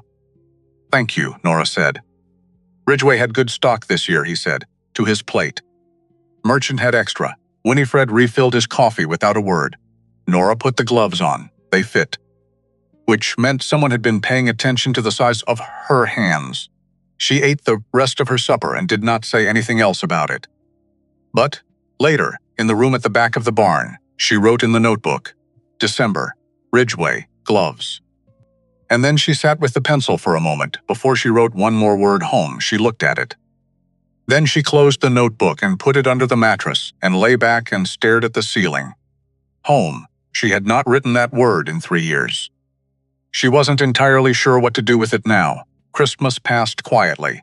Winifred made a spiced cake from a recipe, she said, had come from her mother, who had brought it from Pennsylvania in a wagon in 1840-something, which made the recipe older than Colorado itself.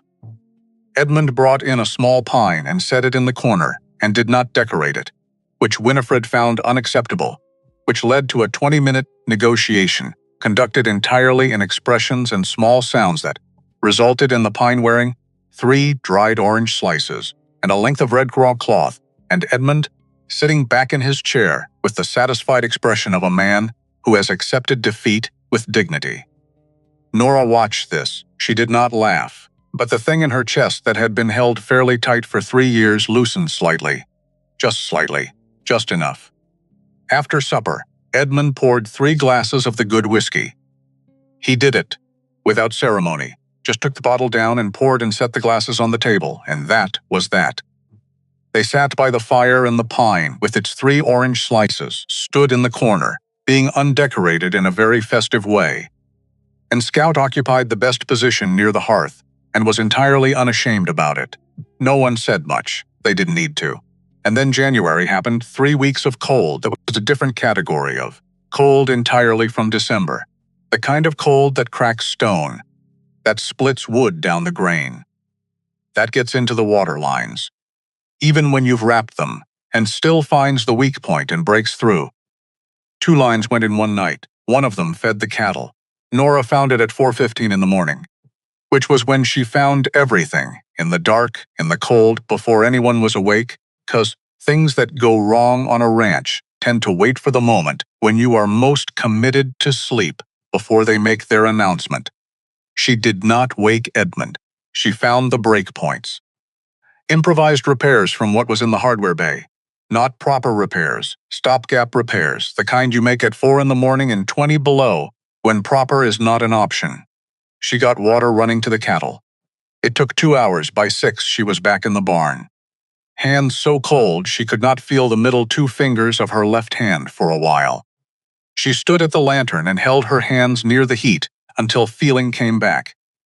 A process that was unpleasant in the specific way that returning blood circulation is always unpleasant, which is to say considerably. But the cattle had water. That was the thing. The cattle had water. Edmund found the repairs when he came out at 5:30. He stood and looked at them for a long time. Then he went in and had his coffee and came back out and looked at them again. Both lines, he said. The south one is a proper fix. The north one is temporary. It'll need to be redone properly when the temperature comes up. When did you find it? 4:15. He looked at her. You didn't wake me. You would have done the same thing I did. And there was no point in both of us being cold. Edmund looked at the repairs. Then he said, the temporary fix on the north line, is it the joint at the second post or the third? Third. Second is solid. Third had a hairline I missed in October. He nodded slowly. Then he did something unexpected. He said, good work, 2 words, from Edmund Holt. In January at 5:30 in the morning and 20 below. Those 2 words were. She understood this now. Approximately equivalent to a speech. She went in for breakfast. Then came the day she fell. She had not been sleeping well. Not because the room was uncomfortable. She had stopped noticing the thin mattress sometime in November and had started thinking of the room at the back of the barn as simply the place where she slept, which was its own form of comfort. Not because of noise or cold or worry. Because she had been running for 3 years on the energy that comes from not having a place to stop. And now she had stopped, and her body was catching up. She was tired, not dramatically tired. Not the kind of tired that announces itself. Just the slow, cumulative exhaustion that builds in layers when you have been doing everything that needs doing for 3 months without a day that wasn't full. She knew she was tired. She was not as careful as she should have been. It was a Thursday afternoon, mid-January.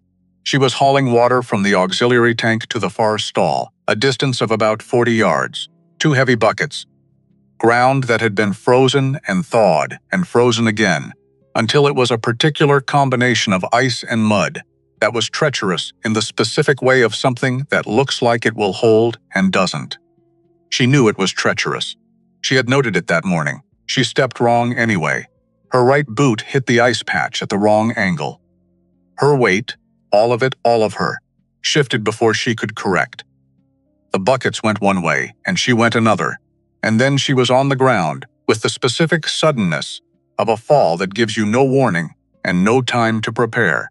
Her left knee hit hardest. She lay there for a moment, the cold ground against her side, the sky above her, the water spreading out from the tipped buckets, already starting to freeze at the edges. She did a quick internal inventory. Knee, painful but functional. Wrist, jarred but not broken. Pride. Complicated. She moved to get up, and found that getting up, right now, from this position on this ground, was going to take more than she currently had in her. This was not a thought she was accustomed to having. She was Nora Briggs. She got up. That was what she did. You got knocked down. By weather.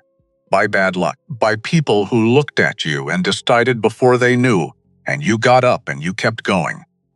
Except, right now her left knee was not cooperating, and the ground was ice.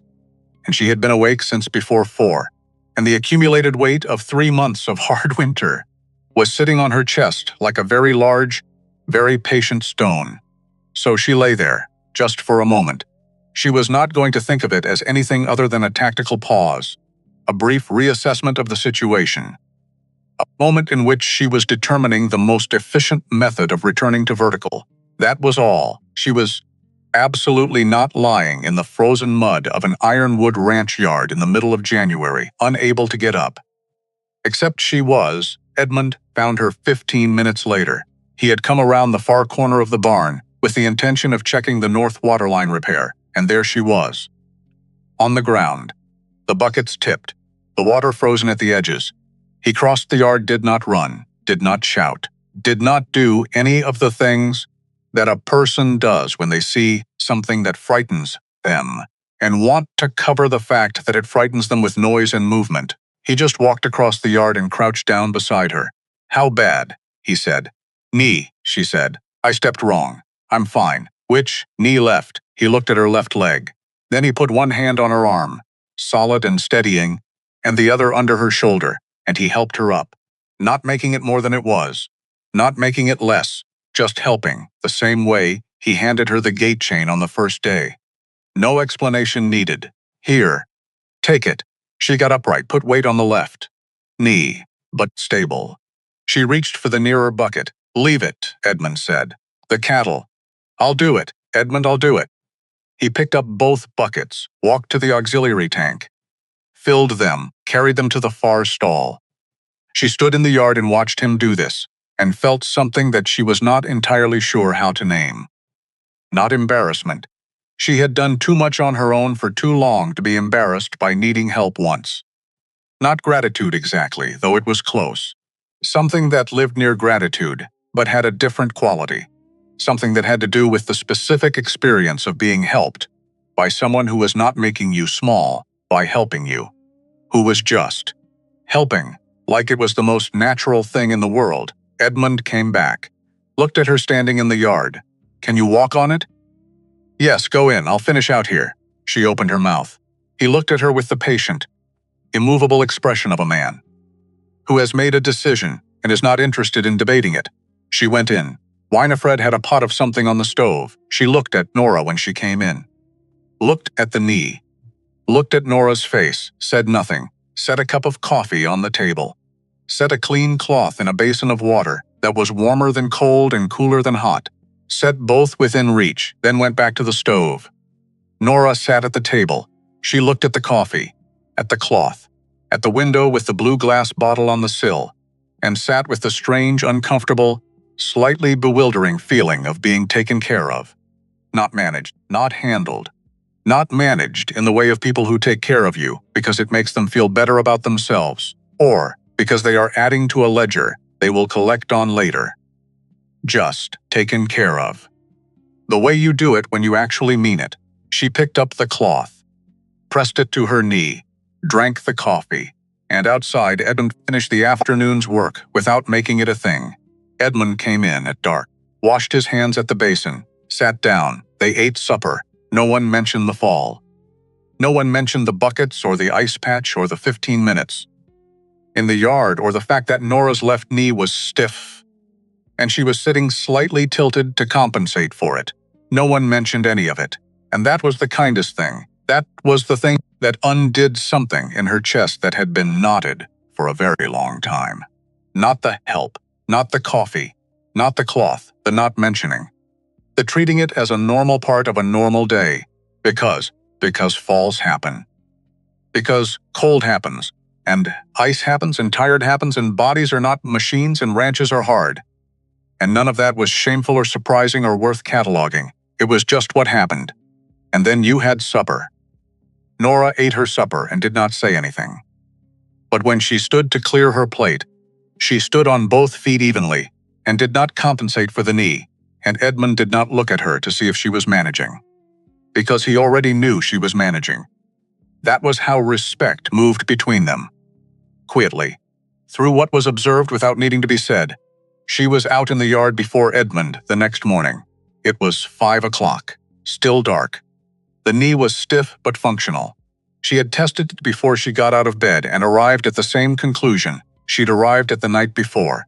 Not broken. Just inconvenient. She had the cattle's first water done by the time Edmund came out.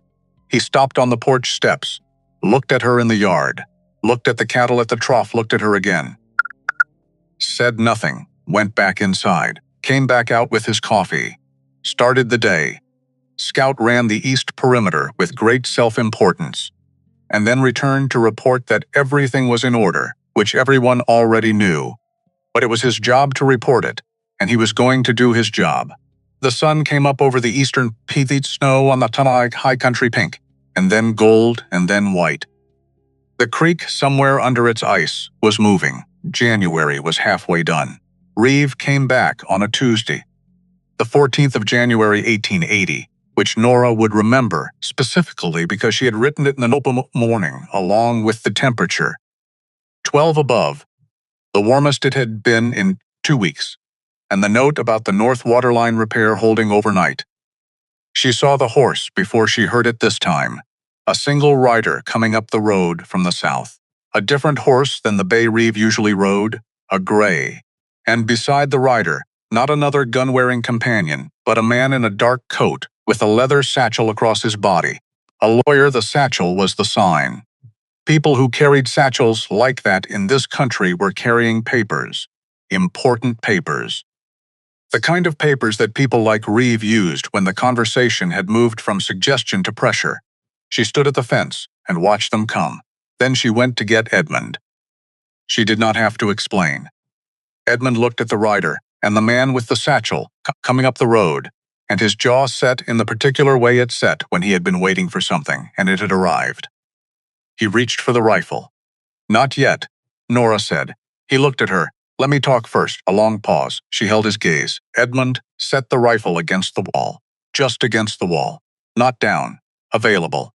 And then he stood at the barn door with his hands at his sides and watched Nora walk to the gate. Winifred was on the porch, arms folded. The expression of a woman who has been married to this land and this man for 31 years and is not going to be moved from it by lawyers or papers or men who come in January thinking that cold and desperation are on their side. Scout sat at her feet, also with the expression of someone who was not going to be moved. Nora reached the gate. Opened it. Stood in it. Reeve dismounted. He was more careful this time, more formal. The previous visit in November, the horses and the darkness and the two men who wore their guns low, that had been a different kind of approach. That had been the approach that says, "We can make this difficult." This was a different approach. This was the approach that says, "I can make this legal." Which was in some ways harder to answer, Miss Briggs, Reeve said. He remembered her name. She noted that. "I'd like to speak with Edmund Holt." "You can speak with me," she said. "I'm the managing partner of Ironwood Ranch." Reeve blinked. The lawyer with the satchel made a small sound. Not quite a reaction. More like the reflexive notation of someone who catalogs information for a living. "Managing partner," Reeve said. "Ironwood Ranch is a registered partnership operation," Nora said. "Holt and Briggs. Filed with the county clerk in Hinsdale in November." She said it the way she said everything. Plain, without performance. "Any proposal regarding the sale or transfer of any portion of this property needs to be submitted in writing to our attorney in Durango." A silence. Reeve looked at her. She did not look away. "I see," he said. "I can give you the attorney's name and address if you'd like to write it down," she said. "I have paper." The lawyer with the satchel made another sound. This one had something in it that might have been, in different circumstances, a suppressed laugh. Reeve looked past her, at Edmund standing at the barn door, at Winifred on the porch, at the ranch in the winter morning light, the repaired fence, the solid water trough, the barn with its fixed roof, the 31 cattle, visible in the east field, moving through the snow, with the unhurried certainty of animals that are well-fed and well-managed, and not planning to go anywhere, at a place that was not failing, at a place that, contrary to his calculations, was holding. He looked at Nora. Something shifted in his expression, not defeat, not exactly. More the recalibration of a man who has built his approach around patience and the inevitable decline of things, encountering something that has declined to decline. "Holton Briggs," he said. "That's right." He remounted. Looked at her one more time from the saddle, and then something happened that she had not anticipated, he said. "You're good at this. Not warm. Not friendly. Not a compliment in any conventional sense. Just the observation of a man who deals in property and has learned, over a long career, to accurately assess what he is looking at." "I know," Nora said. Reeve turned the gray horse. The lawyer remounted. They rode south. She stood at the gate and watched them go, down the road, over the rise, until the sound of hoofbeats was swallowed by the quiet of January, and the only thing she could hear was the wind and the creek under its ice. She closed the gate. Scout was already moving toward the barn, ready for the next thing, the way he always was. She walked back across the yard. Edmund was still at the barn door. She stopped in front of him. "He won't come back," she said. Edmund looked at the road where the dust had already settled, looked at the ranch around them, looked at her. "No," he said. "I don't think he will." A pause. "Holton Briggs," he said. "That's what it says on the paperwork. I know what it says on the paperwork." "I signed the paperwork." He was quiet for a moment. Then, "How does it sound to you?" She considered this. "Like something that was supposed to be there," she said. Edmund made the sound. The low, chest-deep sound she had learned to recognize as his version of something he could not quite put into words and was not going to try. He went back into the barn. She went back to work. February came warmer than January. Not warm. No one was going to call February in the Colorado high country warm, but the particular relative warmth of a season that has made its point and is beginning, slightly, to reconsider. The water lines held. The cattle were healthy. All 31, the hay was going to last. Edmund had calculated it 3 times, and Nora had calculated it twice, and they had arrived at the same number by different routes, which was the mathematical confirmation that they were both right. The roof held, the trough held, the fence held. Ironwood Ranch held. On the 1st of February, Winifred made a cake. Edmund looked at the cake. "It's not Christmas," he said. "No," Winifred said. "It's not anyone's birthday." "No, then what?" "Thomas would have been 24 today," Winifred said. Edmund was quiet. He sat down at the table, looked at the cake, looked at his hands. Nora sat across from him. She did not say anything. She did not fill the silence with something useful or practical or redirecting. She just sat with him in it. The way you sit with someone in a grief that has learned to share the house with other things but hasn't gone anywhere. Hasn't been asked to, after a while, Edmund said. "He would have liked you." Nora looked up. "He would have found you funny," Edmund said. He had a sense for that. He liked people who said exactly what they meant without making a production of it. He was looking at the table. He would have been competitive about the cattle. He would have argued with you about the roan. "I would have won the argument," Nora said. Edmund made the sound. "Probably." He looked at his hands. "He would have argued anyway." "Good," she said. Edmund looked up. "Good arguments make better decisions," she said. "If you're always agreeing with everyone, you end up with bad fences." Edmund was quiet. Then he said, "That is the most Thomas thing anyone has said to me in 5 years." Nora did not know what to do with that, so she cut the cake. She put a large piece on Edmund's plate, and a large piece on Winifred's plate, and a large piece on her own plate. And nobody said anything about portions or propriety. And they ate the cake in the kitchen of Ironwood Ranch on the 1st of February 1880. And outside the creek was beginning, very slightly, to move under the ice. March, the ice cracked. Not all at once. Nothing in the mountains happens all at once. But one morning there was a sound from the creek, a low grinding sound like a door being opened that has been shut for a long time. And by afternoon, the water was running free at the edges. Just the edges. Just the beginning. The bear snares along the tree line had been quiet since December.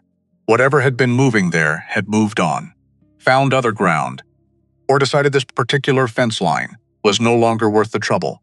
Edmund pulled the snares in the first week of March without ceremony. Nora stood at the creek bank and listened to it. Scout stood beside her, ears forward, also listening. Running water. the most reassuring sound in the world to a person who spends a significant portion of every day ensuring that water goes where it is supposed to go. The snow on the south pasture began to go. Slowly, grudgingly, the way snow goes in March, when the sun is stronger than the cold for the first time in months. The grass underneath was pale, flattened, but it was there. Still there. The roan cow was the first one to the south fence line. Nora was watching from the east side when it happened. The gate opened, and the roan went through first, the way she always did, leading, and she walked to the south fence.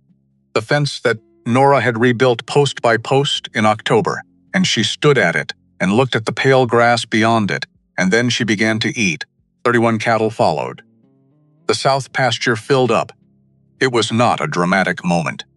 There were no speeches, no ceremonies, no particular acknowledgement from the cattle that the fence was better than the one they had broken through 6 months ago. They just ate the grass that was there and went about their business, which was its own kind of acknowledgement, the kind that matters. April. The aspens came back. First as a kind of greenish haze along the edges of the stands, the soft, uncertain green of things that are deciding whether it is safe to commit. Then as actual leaves, small and new, and the particular bright green that only comes in the first weeks of April before the world adjusts to itself. The south pasture was thick, the east field was thick, the creek ran full. Nora walked the entire fence perimeter on a morning in the second week of April. Not because it needed immediate work. She had checked it 3 times over the winter, and it was solid. But because she walked it. Because she had been walking it since October, and it was part of the map inside her head now, the one she had been building since the first day. The internal geography of a place you know well enough to navigate in the dark. She knew Ironwood in the dark now. She knew where the ground dipped near the south corner post, where the creek bent before the east boundary, where the cattle preferred to stand in a west wind, where Scout always checked first when he was doing his own perimeter assessment, which was the southeast corner, which meant something had happened there once that she didn't know about, but that he had not forgotten. She knew this place, not the way you know a map, the way you know a person's habits. The creek in a particular floorboard, the silence before a storm. She stood at the southeast corner post at the end of her walk, looked back across the 400 acres, and felt something that she had not felt in 3 years and had not been sure she would ever feel again, and had stopped trying to find, because trying to find, it was the surest way to ensure it stayed hidden. She felt like she was looking at her own land. Not legally. Not yet. The partnership was 30%, not everything. And everything was a long way off and would be arrived at. Properly, the way things at Ironwood were always arrived at. But something in her chest said, this is yours. This is where you are. This is what it feels like to have stopped. She stood with it. Scout sat beside her and looked at the land with her, with the philosophical companionship of a dog who is not entirely sure what the human is feeling, but knows that standing here feels right and is prepared to stand here as long as needed. The fence rail. On a warm evening in the second week of April, warm enough that the sun was still above the peaks at 6:30, warm enough that the supper table had gone long and easy, and ended without anyone quite wanting to be the first to move. Nora went out to the south pasture fence. She climbed up, not easily. The fence rail was not designed for sitting, and she was not a small person, and the whole enterprise required a certain commitment. But she got up, both feet on the lower rail, both hands on the upper, and then a slightly undignified but ultimately successful transfer of weight that put her on top of the post with her legs. Over the south side, she sat and looked at the pasture in the evening light. The cattle moving through the new grass, the creek flashing where it bent, the aspens on the far edge of the east field throwing their new green against the blue of the sky. The fence line running straight in both directions, straight because she had walked it and worked it and knew every post of it. She heard Winifred's footsteps behind her, heard the particular quality of someone stopping to assess a situation, then heard the considerably more effortful sound of Winifred Holt.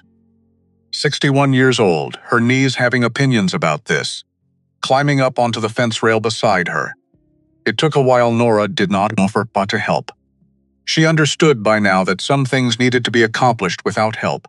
Winifred made it, sat beside her, got her breath. They looked at the pasture. "You wrote a letter," Winifred said after a while. Not a question. She'd seen the envelope on the table last week.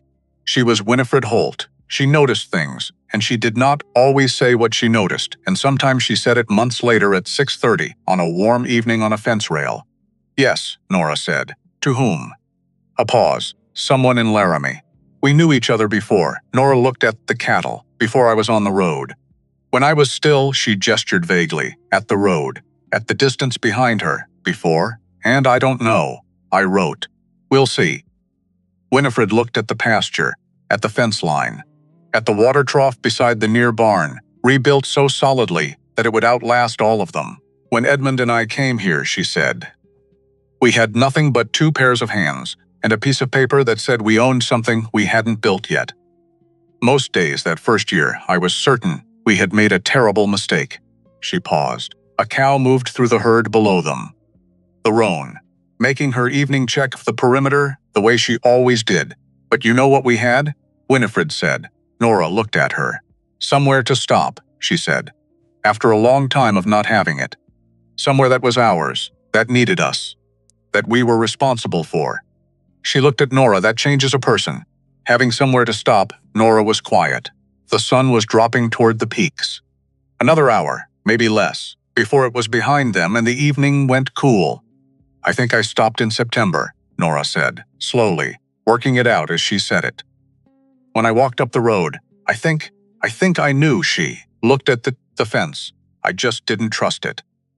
I kept waiting for the part where it went wrong, where someone looked at me and decided something I couldn't argue with, and," Winifred said, "and it never came." She was quiet for a moment. "Edmund asked me if I could do the work. He didn't ask me anything else. He just watched me do the work, and then he watched Scout, and then he pointed at the barn. Edmund is like that, I know. I know that now." She looked at the pasture below them. "I've never been taken on my own terms before. Not from the first day." She paused. "I didn't know what to do with it for a long time, and now?" Nora thought about it, really thought about it. The way she thought about fence posts and water joints. Not rushing to an answer, but taking it apart and looking at each piece until she understood the whole of it. "Now I know what to do with it," she said. "Now I just do the work. And the work is good. And at 6 o'clock we have supper. And Scout runs the perimeter whether or not the perimeter needs running. And the cattle are where they're supposed to be." She looked at her hands. "The gloves from Ridgeway, worn soft now, with 4 months of use. And I have a place to send and receive mail." Winifred smiled. Not a small smile, a real one. The kind that happens when something you have hoped for arrives, finally in the shape you hoped it would. "That's all you need," she said, "to begin." Below them, Scout appeared from around the corner of the near barn and made his assessment of the situation. 2 humans on the fence rail, pasture accounted for, herd present, no emergency, and sat down directly below Winifred with the calm authority of a dog who has decided that his place is here and is not confused about it. The last of the sun caught the peaks, turned them gold, and then pink. And then the particular blue-white of mountain evenings that is not quite dark and not quite light and holds everything in between. Edmund came out onto the porch at 7. He had the mending Winifred had left on the chair. He was holding it without any intention of actually doing anything with it. The holding was just something for his hands to do, while he stood and looked at the pasture and the 2 women on the fence rail, and the dog below them, and the last of the April evening going quiet over the mountains. He stood there for a while. Then he went back inside, came back with the good whiskey and 3 glasses, set them on the porch railing without a word. Winifred heard the clink of glass from 30 yards. She climbed down from the fence rail with the dignity of a woman who is doing exactly what she intends to do, regardless of what her knees think about it. Nora climbed down after her. They crossed the yard. Edmund poured. No ceremony, no speech. They stood on the porch and drank, to nothing in particular, to everything. The creek ran. The cattle grazed in the last of the light. Scout made his final round. Then Edmund went inside. Winifred followed, and for a while Nora did not move from the porch, the good whiskey still warm in her chest, the April dark coming down slow off the peaks, the mountains holding the last of the light the way they always did, without asking permission, without explaining themselves. She looked at the fence line she had walked in October with frozen hands, and a plan she hadn't fully believed in yet. At the water trough, she had rebuilt stone by stone. At the barn roof, she had set right so it would hold through one more winter and the winter after that. 400 acres, 31 cattle, one very opinionated border collie, and a room at the back of the barn that she had stopped thinking of as the room at the back of the barn and started thinking of as simply where she slept. The heaviest thing she had carried for 3 years was not what people assumed it was. It was not her body. It was not the size of her. People had spent years trying to make her ashamed of that, and she had spent 6 months at the age of 10 deciding they were wrong, and she had not revisited the question since. The heaviest thing was not having a place. Moving through a world that kept deciding things about you before it knew you. Being the person who walks up the road with everything against her and asks anyway. She had set it down in September. She just hadn't known that yet. You don't always know the moment that drifting ends. Sometimes you only know it looking back. But when you know it all the way. She went inside. The light in the kitchen window stayed on a while longer, then it went out too, and Ironwood Ranch held its ground in the dark the way it always had. Not because nothing had pressed on it, but because the people inside it had decided, each in their own time, that it was worth holding.